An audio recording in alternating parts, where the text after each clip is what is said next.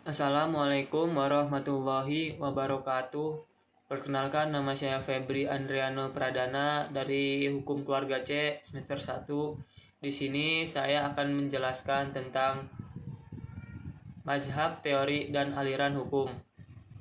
Yang A. Teori mazhab tentang hukum. Teori hukum hakikatnya adalah suatu keseluruhan pernyataan yang saling berkaitan berkenaan dengan sistem konseptual, aturan-aturan hukum, dan putusan-putusan hukum dan sistem tersebut untuk sebagian yang penting dipositifkan. Yang pertama, teori hukum alam. Mazhab teori hukum alam telah ada sejak zaman Yunani kuno yang diajarkan antara lain oleh Aristoteles, yaitu membagi dua macam hukum antara lain. Yang pertama, hukum yang berlaku karena penempatan penguasa negara. Yang kedua, hukum yang tidak bergantung dari pandangan manusia tentang baik buruknya, hukum yang asli.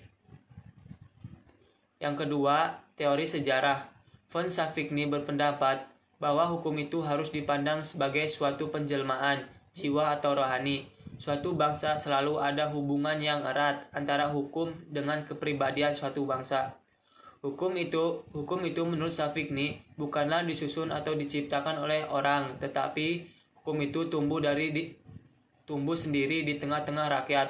Hukum itu adalah penjelmaan dari kehendak rakyat yang pada suatu saat juga akan mati apabila suatu bangsa kehilangan kepribadiannya. Yang ketiga, teori teokrasi. Teori ini mendasarkan kekuatan hukum atas kepercayaan pada Tuhan, diterima di dunia barat sampai zaman Renaissance. Adapun teori-teori yang mendasarkan berlakunya hukum atas kehendak Tuhan yang Maha Esa dinamakan teori ketuhanan atau teokrasi. Berhubungan peraturan perundang-undangan itu ditetapkan penguasa negara, maka oleh penganjur teori teokrasi diajarkan bahwa para penguasa negara itu mendapatkan kekuasaan dari Tuhan, seolah-olah para raja dan penguasa lain merupakan wakil Tuhan. Yang keempat, teori kedaulatan rakyat.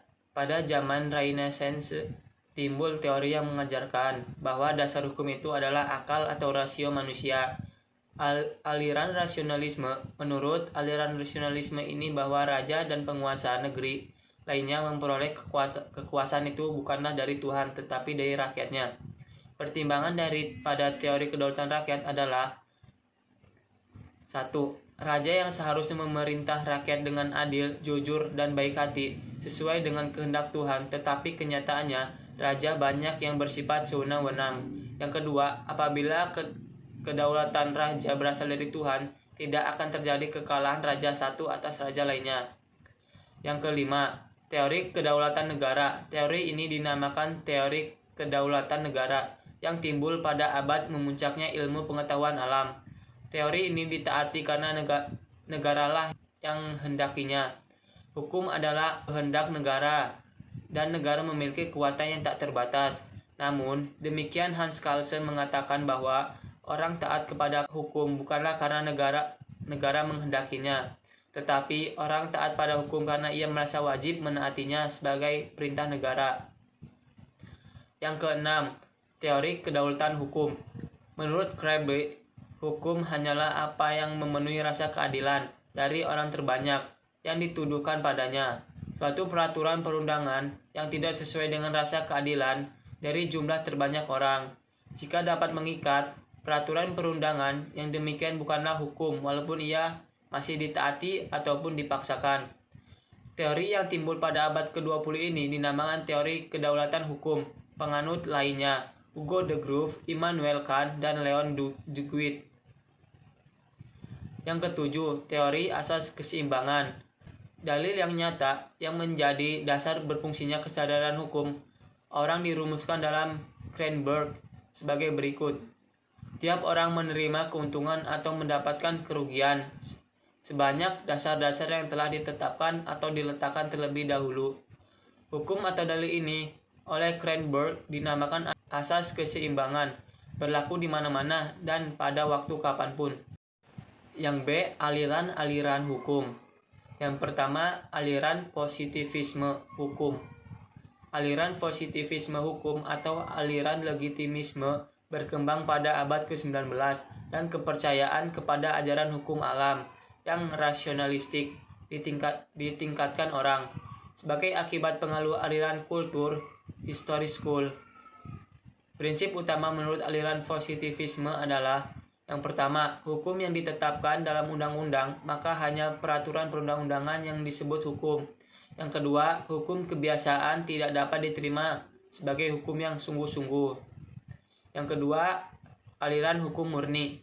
Ajaran ini menghendaki agar ajaran hukum dibersihkan atau dimurnikan dari anasir-anasir yang tidak yuridik, seperti sosiologis, politis, filosofis, historis, ekonomi, dan lain-lain. Ajaran hukum murni hanya menghendaki hukum sebagai norma yang menjadi objek ilmu hukum, bukan hukum sebagai perilakuan, sebab hukum sebagai keperilakuan merupakan objek sosiologi.